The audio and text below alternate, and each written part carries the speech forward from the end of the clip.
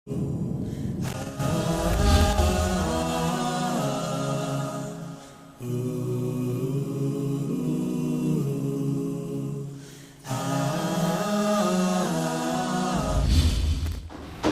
بالله السميع العليم من الشيطان الرجيم بسم الله الرحمن الرحيم والصلاة والسلام على رسول الله إن الحمد لله نحمده ونستعينه ونستغفره ونستهديه ونعوذ بالله من شرور أنفسنا وسيئات أعمالنا من يهده الله فلا مضل له ومن يضلل فلا هادي له أشهد أن لا إله إلا الله وحده لا شريك له أشهد أن محمدا عبده ورسوله.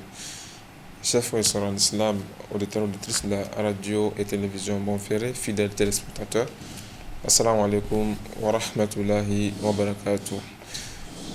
C'est avec un réel plaisir que nous vous retrouvons cet après-midi dans le cadre de votre rendez-vous hebdomadaire, le rendez-vous que vous donne l'AEMN et Bonferré télévision et radio. Avant tout, nous voudrions bien nous excuser pour ce léger retard, indépendamment de notre volonté. Dans la même dynamique, le rendez-vous de ce vendredi de jeunesse active vous entretient sur un thème de jeunesse, un thème qui a un rapport avec la jeunesse musulmane de manière générale. Notre problématique s'intitule ainsi « Jeunesse estudiantine musulmane, rôle et responsabilité sociétale ». Jeunesse estudiantine musulmane, rôle et responsabilité sociétale. Il s'agira en déclinaison de parler à travers cette problématique du statut de l'étudiant musulman. Quel contenu faudrait-il donner? Être étudiant et être aussi musulman. Qu'est-ce qu'il faut comprendre par cette double identité en termes de responsabilité dans la société? Quelle place ou quelle importance faut-il donner à l'étudiant musulman dans la société d'un point de vue académique, d'un point de vue social, d'un point de vue religieux et d'un point de vue professionnel? Voilà ce qui constitue en bref le menu de ce rendez-vous de votre émission Jeunesse Active. Pour en parler, je reçois donc sur ce plateau deux invités. Je suis en compagnie de deux invités, tous membres des structures religieuses. Nous avons avec notre frère Haruna Bawa, il est formateur, il est aussi coordinateur au niveau de l'association Club des jeunes musulmans. Salam alaikum Haruna. Alaikum salam. Merci d'être là, Merci. de retrouver Jeunesse Active. Nous avons aussi avec nous notre frère Manirou qui était là la semaine dernière. Nous le retrouvons ce vendredi aussi. Il est secrétaire chargé de la mobilisation et de la formation au niveau du bureau exécutif national de l'AEMN. Manirou, salam alaikum. Merci aussi d'être en notre compagnie aujourd'hui. Chers téléspectateurs, vous qui nous suivez, vous avez la possibilité, bien évidemment, comme vous le savez, de participer en direct à cette émission. Écrivez-nous, envoyez-nous donc vos contributions ou questions au 93 01 34 55. 93 01 34 55. Envoyez-nous vos questions ou vos contributions. Alors, jeunesse estudiantine musulmane, rôle et responsabilité sociétale. Haruna, je débute avec vous. Alors, tout de suite, celui qui entend le déroulé de cette problématique, jeunesse estudiantine musulmane, rôle et responsabilité. D'abord, la double identité, étudiant et ensuite musulman. Qu'est-ce qu'il faut comprendre par cet intitulé? Alhamdulillah wa kafa, summa salatu wa salam ala sayyidil Mustafa wa ba'd. Assalamu alaikum wa rahmatullahi wa barakatuh. Wa alaikum salam. Nous rendons grâce à Allah, Seigneur de l'univers, maître absolu des circonstances, par la volonté de qui nous sommes encore retrouvés une fois de plus sur ces plateaux-là, afin de pouvoir échanger autour de la question de la jeunesse. Jeunesse estudiantine musulmane, rôle et responsabilité sociétale. Monsieur Zakou, au-delà de ces deux dimensions dont vous avez parlé, moi je vais partir à trois dimensions. D'abord, nous avons la dimension la plus importante, c'est celle de la jeunesse. La deuxième dimension, c'est la robe que porte ce jeune-là, on l'appelle étudiant. Et la plus grande qui englobe le tout, c'est que c'est le statut spirituel. Il est musulman. Quand on dit jeunesse estudiantine musulmane, donc le jeune étudiant musulman, la vision d'une manière globale. Tout de suite, quand on parle de cette personne-là, on doit voir en lui une personne responsable de par le statut musulman qu'il porte. Parce que quand vous êtes musulman, vous devez être normalement constitué de comportements d'éthique musulmane qui vous permet d'avoir une visibilité, une représentativité dans la société qui est plus ou moins correcte. D'accord, mais aussi votre statut de jeune, parce que vous êtes jeune. Quand on dit jeune, c'est quelque chose ou c'est quelqu'un qui a une énergie énorme, en tout cas qui lui permet de jouer un rôle extrêmement important, très prépondérant dans la vie de la société tout entière, de par ses activités, ses manifestations, qu'il soit dans la famille, à l'université, qu'il soit à l'école, qu'il soit dans la société ou dans l'administration publique. Cette énergie que comporte cette personne-là, qui est appelée jeune, elle lui permet de faire avancer beaucoup de choses. Elle lui permet de développer, en tout cas, l'avenir de toute une nation, de toute la communauté, ou bien en tout cas de l'institution dans laquelle il vit. Parce qu'on dit étudiant, pour le moment on espère qu'il est à l'université.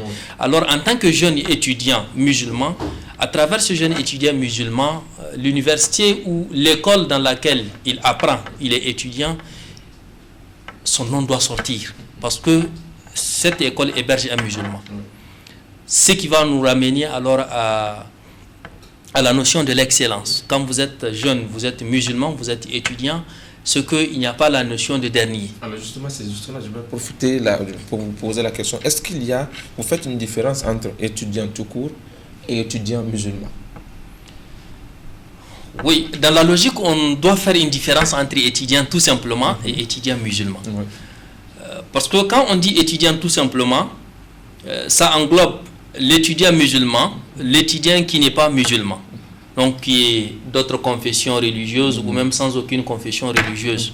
Ça, c'est ce qu'on appelle globalement étudiant dans une institution, en tout cas éducative, telle que les universités ou les écoles professionnelles. D'accord. Et ensuite, dans ce monde-là, on fait une particularité. Lui, il est étudiant. Donc, il fait partie de la grande masse. Maintenant, on va le prélever de la grande masse pour lui faire une catégorisation parce qu'il est musulman. On dit que celui-là, c'est un étudiant musulman. Alors, sa responsabilité, sa robe de l'islam, sa robe de musulman, lui confère une certaine responsabilité qui l'oblige à être différent des autres, qui l'oblige à briller au-delà des autres. Parce que quand on dit l'islam, le musulman, il doit être premier. D'accord, peut-être ces éléments, les éléments que vous donnez, le contenu justement que vous donnez à l'étudiant. On va revenir à ça. Non? Alors, Manirou, vous êtes étudiant, partant du contenu, du statut, du contenu qu'Aruna donne à l'étudiant musulman. Vous êtes musulman, vous êtes étudiant aussi. Alors, qu'est-ce qui vous différencie de l'étudiant tout court ou comment vous apercevez, vous appréhendez le statut de l'étudiant musulman? Alhamdulillah, wassalatu wassalamu ala rasulillah wa ala alihi wa sahbihi ajma'in wa man tabi'ahum bi ihsanin ila yawmiddin. Rabbi shrah li sadri wa yassir li amri wa halul 'uqdatan min lisani qawli. Assalamu alaykum wa rahmatullahi wa barakatuh. Donc merci pour la parole donnée et merci pour l'invitation aussi. Donc très brièvement, sans trop tarder, par rapport à la question, le frère Haroun a déjà évoqué les trois dimensions. En tout cas, je les trouve très importantes parce que quand on retire des deux dimensions, la dimension de jeunesse, elles vont tomber. On pourra être étudiant, musulman, mais non jeune. Quelque part, en tout cas, c'est restreint. Mais tout le temps, quand on développe, on fait voir cette image-là de jeunesse. Là, ça fait que le thème devient très, très important. Alors, rapidement, pour répondre à votre question, en fait, déjà étudiant, il y a une responsabilité. La plus grande responsabilité d'un être humain, si on dit il est étudiant, il a le devoir d'apprendre. C'est cela, justement. Il doit apprendre. Et là, quand on dit il est musulman, là, ce devoir-là s'accentue, bien sûr. Justement, connaissant la place de la science, je dis bien la science, dans la religion islamique. c'est que l'islam appelle la science. Quand vous avez un prophète qui a été envoyé, ok, le premier mot et la première révélation était lis alors qu'il ne sait pas lire, 3 fois de suite on lui demande de lire alors qu'il ne sait pas lire, ça interpelle. Quand vous avez la deuxième révélation qui vient, bien sûr, avec des points de vue divergents par rapport à ça, qui dit la deuxième révélation vient parler de la plume pour écrire, et ce qu'ils écrivent, si vous voyez, ça interpelle. Quand on lit les hadiths dans lesquels le prophète sallam interpelle par rapport à la science, la comparaison entre les savants et celui qui ne le pas, le bienfait, le mérite qu'a celui-là qui cherche la connaissance comparé à celui-là qui n'en cherche pas, ça interpelle. Et là justement, il n'y a pas au monde plus qui responsabilise que cette religion, parce que c'est une religion de responsabilité. Quand on va rentrer dedans, simple fait de dire la ilaha illallah, ça t'engage dans beaucoup de choses. Ça t'engage dans beaucoup de choses. Alors, je dirais, quand on est musulman, on est étudiant, là, on a une double responsabilité. La plus grande responsabilité, c'est d'apprendre. C'est d'apprendre. Ensuite vont venir les autres responsabilités comportementales et autres qui, j'espère, on va revenir sur cela au fur et à mesure sur cette thématique. Le temps de rappeler aux téléspectateurs, vous êtes à Jeunesse Active. Aujourd'hui, nous parlons de la responsabilité de l'étudiant musulman dans la société. Rôle, sa responsabilité, l'étudiant qui est musulman, cette double identité, quel contenu faudrait-il donner à cela? Je rappelle que vous avez la possibilité de nous envoyer vos questions, vos contributions au 93 01 34 55, 93 01 34 55, vos questions ou vos contributions. Alors Haruna, justement, on a fait ce premier tour de table. L'étudiant musulman, j'étais en train de demander, est-ce que vous faites une différence entre être étudiant et être musulman? Vous avez commencé à l'évoquer. Alors là, on va essayer de contextualiser cet étudiant musulman, lui donner une place dans la société. En quoi cet étudiant musulman, justement, doit-il être utile à la société? Ou en d'autres termes, cet étudiant musulman, cette responsabilité dont nous cherchons à ressortir à travers cette problématique, quelle est sa responsabilité, la première et même les autres dans la société? Merci Isaac. L'étudiant musulman, il a d'énormes responsabilités, de par, comme je l'ai dit, en tout cas les 3 dimensions qu'il englobe.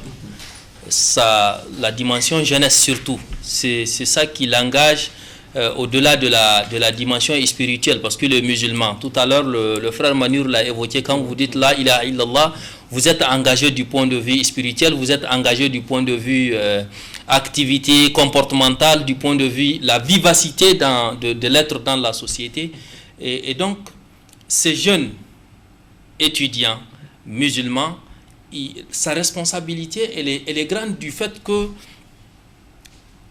sur lui, en tant que jeune, d'abord, se repose l'espoir de la nation dans laquelle il est. L'espoir de la communauté, en tout cas du présent et du futur.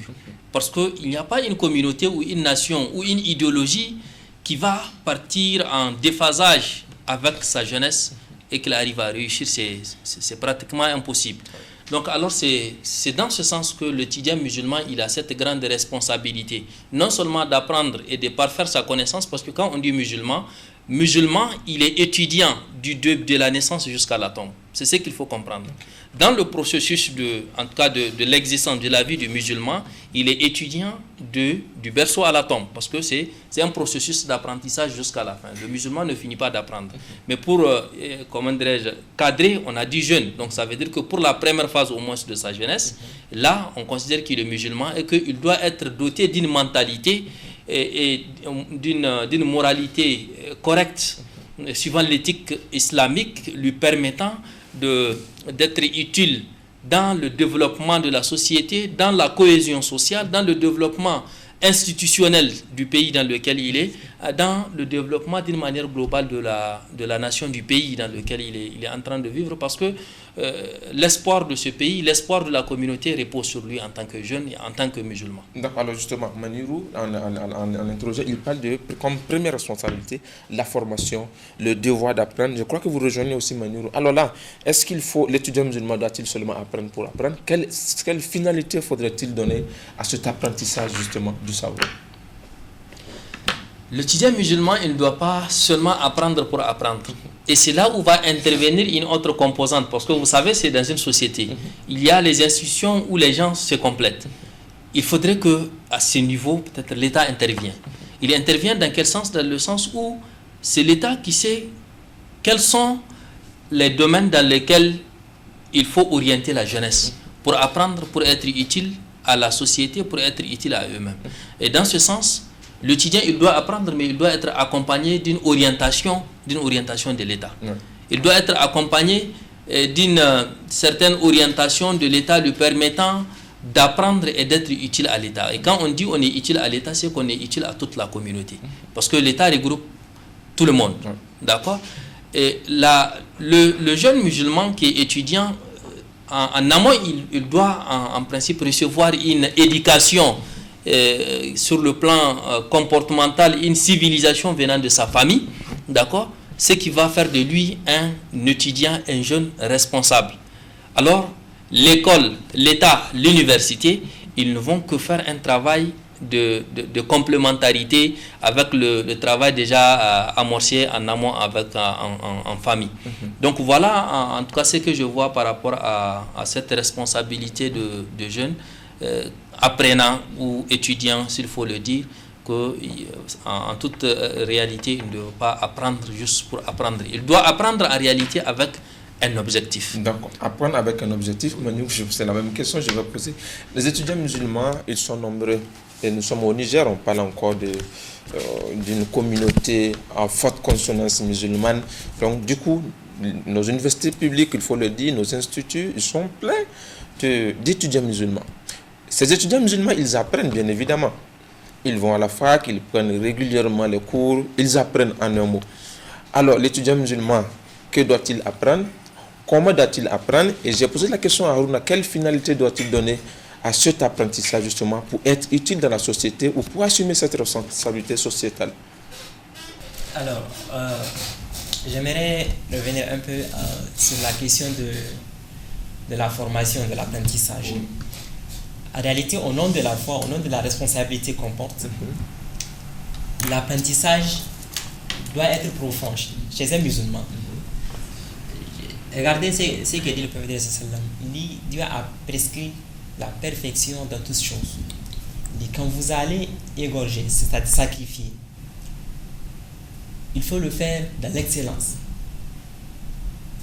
Même dans le sacrifice, on demande de le faire dans l'excellence.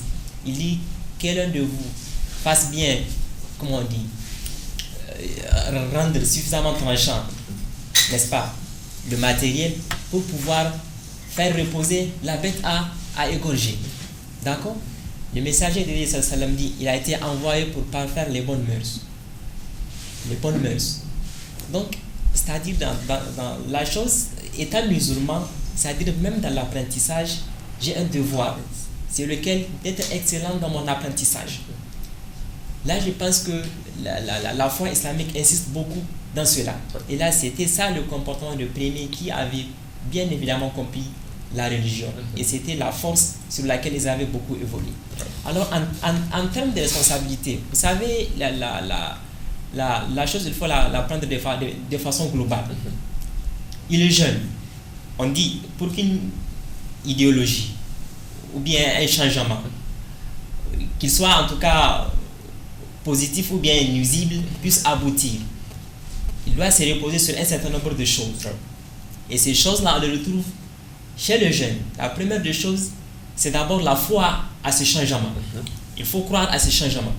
Et là, le point fondamental pour croire à cela, c'est justement un cœur intelligent, comme on dit. Un cœur intelligent qui est retrouvé chez le jeune et surtout chez l'étudiant là. D'accord? La deuxième des choses, c'est la sincérité dans ce qu'on fait. On veut changer, mais on est sincère encore. travaille suffisamment. On travaille suffisamment pour le faire. Là encore, on retrouve cette qualité chez le jeune. Chez le jeune. La troisième des choses, c'est l'enthousiasme. C'est l'enthousiasme. Là aussi, c'est retrouvé chez les jeunes. Chez les étudiants, on en trouve. L'autre qualité qu'on évoque, justement, c'est le travail. Là, ce qui est fondamental dans ça, c'est la volonté. C'est la volonté. Ces choses-là, ce sont des choses qu'on retrouve chez les jeunes et surtout chez les étudiants. Moi, je me dis la responsabilité qu'on a quand on apprend et quand on est surtout musulman, c'est de se faire des objectifs et de s'engager dans le changement.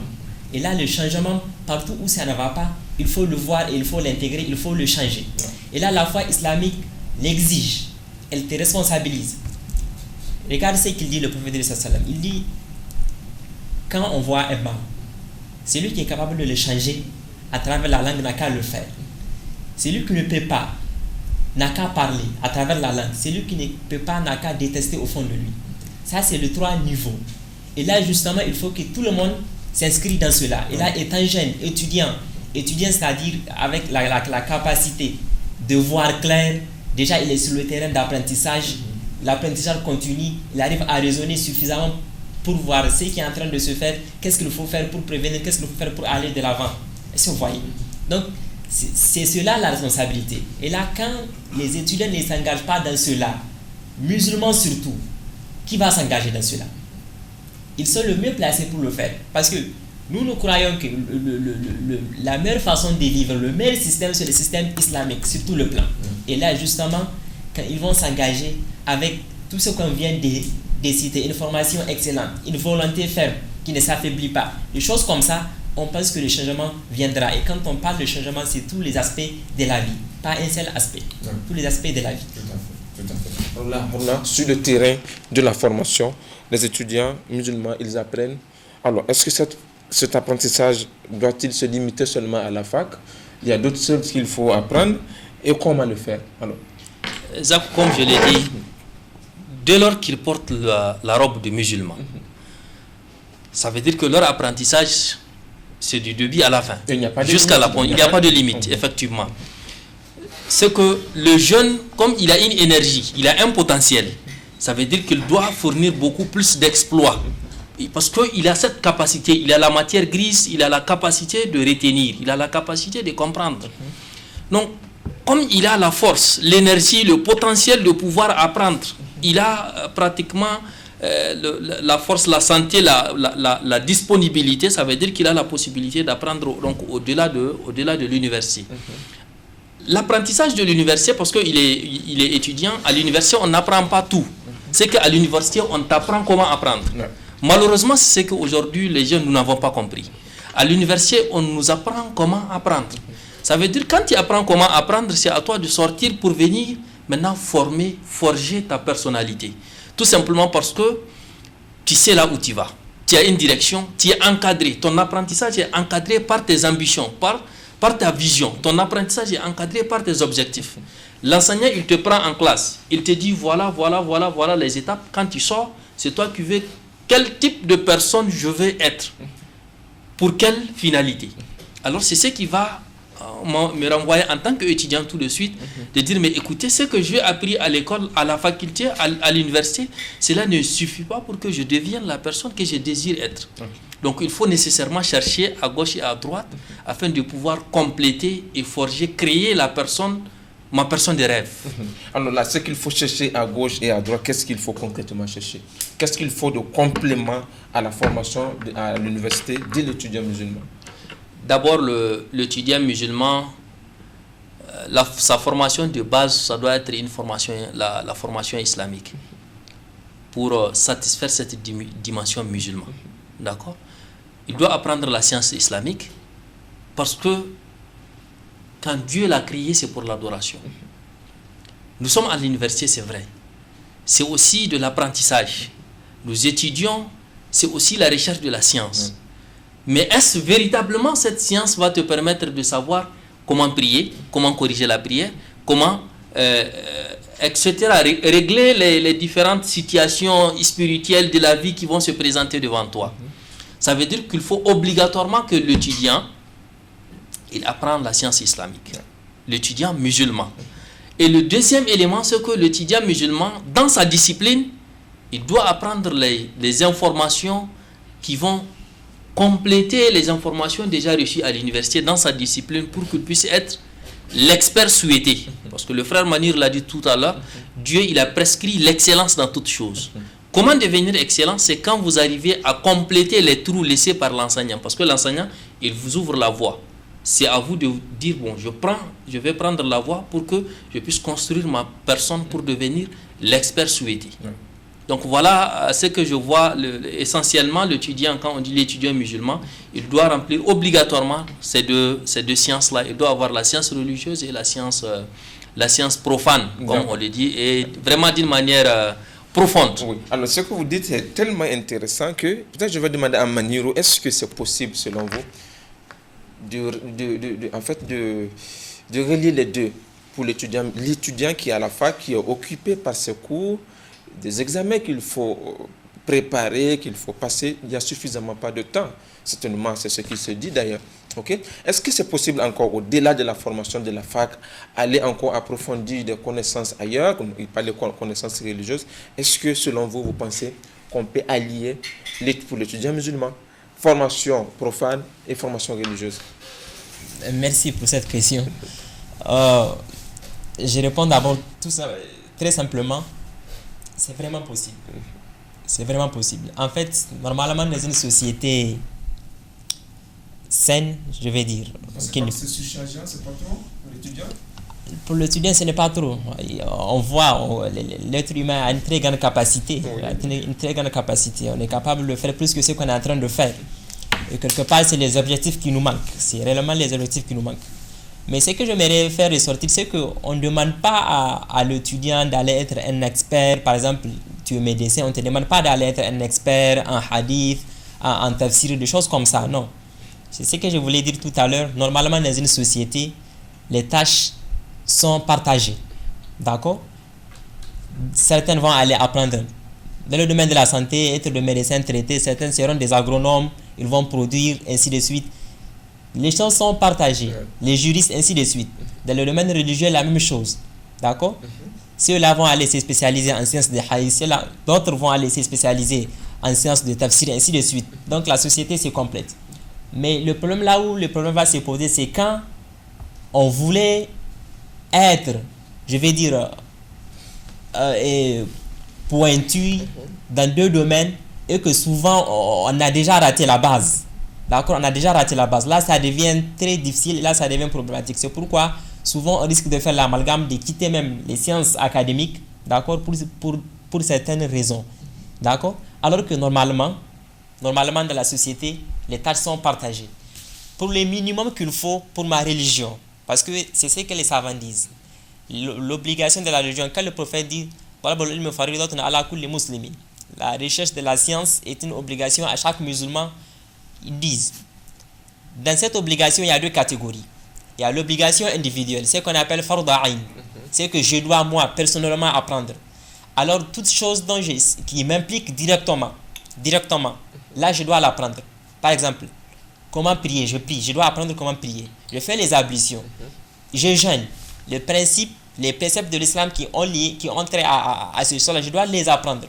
Mais je n'ai pas l'obligation d'aller apprendre, par exemple, comment faire l'héritage, faire la répartition de l'héritage. Parce que je ne suis pas un juge.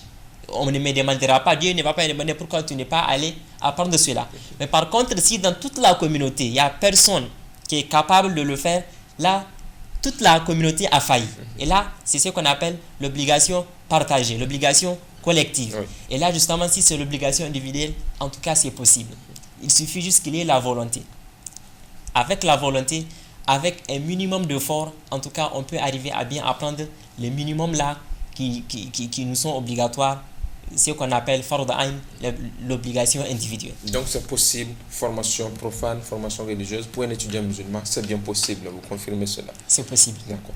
Jeunesse active, vous y êtes, nous sommes là, nous parlons de jeunesse estudiantine, rôle et responsabilité dans la société. Alors on a déjà, dans le déroulé de l'entretien, nous avons parlé justement de la responsabilité académique qui consiste pour l'étudiant musulman d'apprendre sans limite, d'apprendre profondément, d'abord dans son domaine de spécialisation et aussi dans sa religion. Ce qui nous a conduit à parler déjà de la responsabilité religieuse. D'un point de vue professionnel, aujourd'hui, l'étudiant musulman, peut-être il va quitter les bancs de l'université, il sera dans la vie active. En quoi cette formation, ou bien cette responsabilité religieuse et académique acquise en amont, peut-il permettre à l'étudiant musulman d'être utile, d'être important dans la société? Alors ma question, l'étudiant musulman, en quoi est-il important dans la société?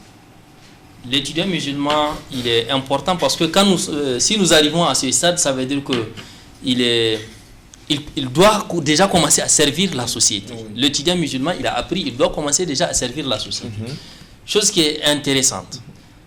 Tout à l'heure, dans le développement de tous les points que nous avons pu développer ici, on a parlé de la perfection, de l'excellence. Parce que c'est le prophète sallallahu alayhi wa sallam qui nous enseigne que Dieu, il a prescrit l'excellence dans toutes choses.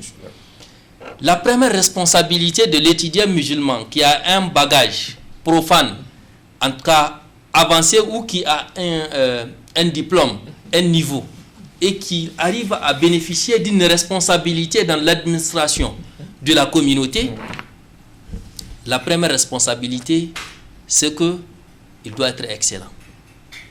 Il doit être efficace. L'efficacité dans le travail. On vous a confié une mission dans une administration, c'est que vous devez être efficace en tant que musulman. La deuxième responsabilité, c'est la compétitivité. Vous devez être compétitif. En tant que musulman, vous êtes efficace, compétitif, parce qu'on attend de vous un résultat. Vous ne servez pas à grand-chose quand vous êtes dans l'administration juste pour attendre la fin du mois et prendre un salaire. Alors que la communauté a besoin de grandir grâce à vous. Parce qu'on a peut-être pris le bien de la communauté, injecté dans votre formation et que vous êtes sorti. Et donc, vous devez vous aussi servir la communauté. Et le troisième élément, pour arriver à tous les deux premiers éléments, c'est que l'étudiant musulman, il doit s'investir.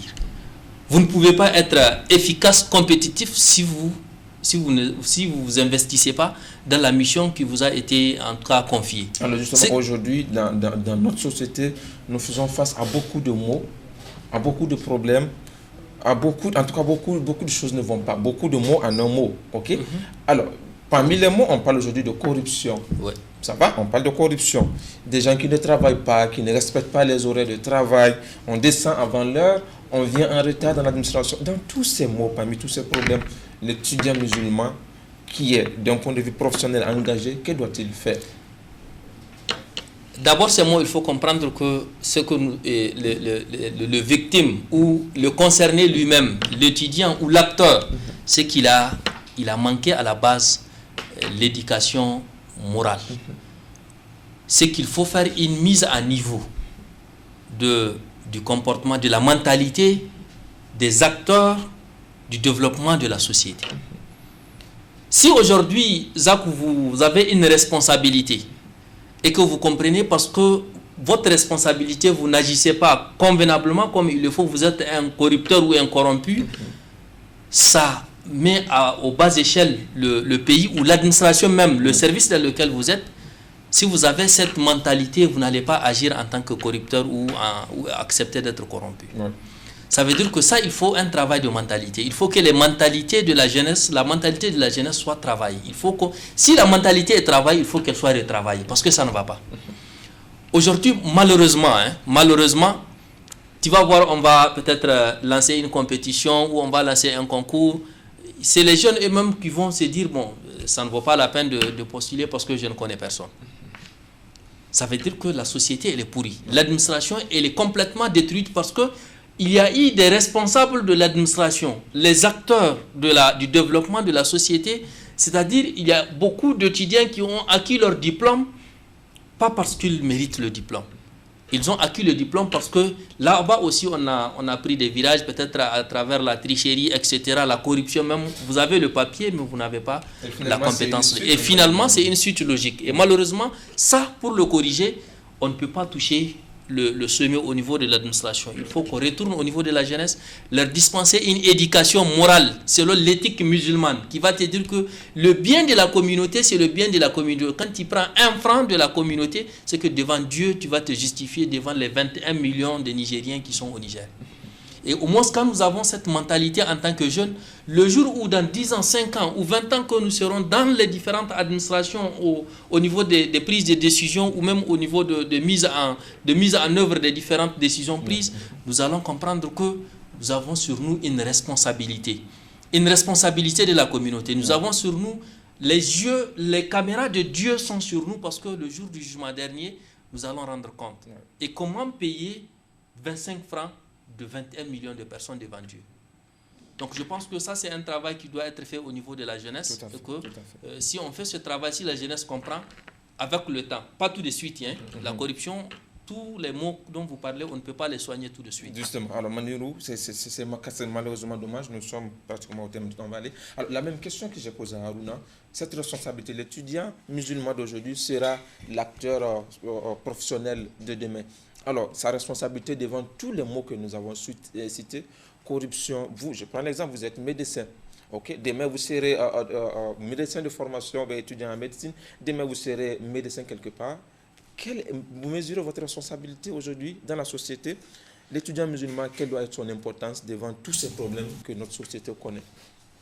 Par rapport à ça, moi, ma logique dans ça, c'est que vous savez, quand on vit dans une société où ça ne va pas, comme on dit, entre griffes, c'est que le risque, c'est d'être contaminé. Le risque, c'est d'être contaminé. Parce que, en fait, la nature, Dieu a fait les choses comme cela. C'est-à-dire, il y a l'influence. On peut ne pas réellement être au départ, on peut être avec une bonne intention, mais au fur et à mesure que le temps passe, on perd cette bonne intention. Alors, le travail, c'est d'influencer au lieu de se faire influencer. Et là, c'est très important par rapport à cela. Vous savez, la foi islamique, comme on parle d'étudiants musulmans, n'accepte pas, en fait, le fait de laisser, je ne sais pas, être passif, subir, en fait. Elle n'accepte pas cela. Le prophète Dieu sallallahu alayhi wa sallam dit, aide ton frère, qu'il soit injuste ou victime d'injustice, dans les deux cas. Le compagnon demandait, mais on sait s'il est victime d'injustice, comment on va l'aider? On peut le sauver de l'injustice. Mais si c'est lui qui est injuste, il répond, prenez sa main et il faut l'empêcher d'agir de la sorte. Vous l'avez aidé. Ouais. Qu'est-ce que je voulais dire? En fait, on doit se battre. On est dans une société. Si on n'arrive pas à changer la tendance, en tout cas, par tous les mots là que vous avez cités, qu'on ne peut même pas d'ailleurs citer, parce que c'est tellement énorme, si on ne fait pas attention, si ceux-là qui pensent que c'est pourri, on ne peut pas, il y a trop de mots, s'ils n'agissent pas pour changer, finalement, c'est eux qui seront changés. Ou bien ils vont tomber dans le système et finalement, ils vont disparaître. L'exemple que le prophète de sallam donne, il dit, c'est l'exemple d'un bateau qui est là, voilà, à 2 étages. Qu'est-ce qui se passe-t-il? Ceux qui sont au bas niveau, ils veulent de l'eau. Donc, ils ont décidé finalement de trouer les bateaux et d'en prendre. Bon, on sait si c'est trouvé, ce qui va se passer. Alors, ceux qui disent, bon, ça fait leur problème. Ils peuvent trouver, c'est tout. Et ils vont, voilà, justement, ils vont se noyer. Ça fait leur problème. Il dit, c'est exactement l'exemple de ceux-là qui sont en train de regarder et qui sont passifs. Dans cet exemple donné par le prophète de sallam, si les bateaux est trouvé, tout le monde va justement va périr. C'est cet exemple. Ils ont l'obligation de les empêcher cela. Et s'ils ne le font pas, ils vont tous périr. C'est quoi la chose? Tant que les jeunes musulmans ne s'engagent pas, je dis bien dans tous les domaines, pour pouvoir changer ce mot influencer au lieu de subir, en tout cas, ça ne va pas aller. Et là, on va s'écrouler tous et on va tomber dedans. Parce que ça mange, c'est un système qui mange. Tout à fait. Alors là, nous sommes pratiquement au thème. La jeunesse musulmane et la jeunesse estudiantine musulmane qui vous suit actuellement, quel message avez-vous à leur donner un message de cœur, peut-être, on va dire. Mon message, c'est quoi? On n'apprend pas juste pour apprendre. Il faut avoir des objectifs. Et l'objectif d'un musulman doit être noble. Je le fais pour Dieu. C'est-à-dire, c'est au-delà du travail. Et c'est pourquoi, quand j'ai cette conviction, je le fais pour Dieu. Dieu est excellent, il aime l'excellence, comme le frère l'a bien répété. En tout cas, j'aurai la force et j'aurai de l'énergie qui peuvent m'aider à aller vers cette excellence-là. L'autre chose, il ne faut pas se laisser faire. Il faut s'engager. Il faut s'engager. La foi islamique ne permet pas comment on dit, de subir. Ça ne marche pas. Tout à fait. Ça ne marche pas. On agit, on change les choses. Voilà. D'accord, merci. Harouna, votre mot de la fin, jeunesse musulmane, message, qu'est-ce qu'ils peuvent retenir? Le message, brièvement, comme on parle de responsabilité, je vais appeler la jeunesse musulmane au bon comportement. Et le bon comportement pour pouvoir s'engager dans une participation citoyenne, pour pouvoir finir avec le mot qu'a utilisé mon frère, une société saine. Donc je vais modérer pour dire une société en bonne santé, parce que c'est ce qu'il nous faut. Donc les jeunes doivent s'engager, se responsabiliser par le bon comportement, la science profonde et participer dans les actions citoyennes afin de pouvoir apporter le changement pour une société en bonne santé. D'accord. Les jeunes doivent s'engager par le bon comportement. Les jeunes doivent être présents, s'engager dans tous les domaines, nos invités l'ont dit. J'étais en compagnie de Harouna Bawa. Harouna, merci d'avoir été des nôtres. Manirou, merci aussi d'avoir accepté notre invitation. Merci. La jeunesse musulmane nigérienne vous a écouté. Le message, nous espérons qu'il est passé. Jeunesse estudiantine musulmane, rôle et responsabilité, c'était notre sujet du jour. Chers frères, chers jeunes, chers musulmans, le message, il est là. Nous avons une grande responsabilité dans la société, ce qui consiste, celle d'apprendre, celle aussi d'être utile, d'être important dans la société, de nous engager pour lutter contre les maux et les problèmes auxquels notre société se trouve confrontée. C'est cela notre responsabilité. Ayons en conscience, notre foi musulmane nous dicte une éthique qui doit nous guider dans tout ce que nous faisons, dans nos comportements, d'un point de vue religieux, d'un point de vue professionnel. Nous devons avoir cette foi-là, cette identité musulmane qui doit nous guider dans toutes choses. Ici prend fin Jeunesse Active. Rendez-vous, Inch'Allah, la semaine prochaine. Merci à vous de nous avoir suivis. Merci à l'équipe de réalisation. Rendez-vous, Inch'Allah, la semaine prochaine. Prenez bien soin de vous. Que Dieu vous bénisse et que Dieu bénisse notre cher pays, le Niger. Que Dieu bénisse la jeunesse nigérienne. Assalamu alaikum wa rahmatullahi wa barakatuh.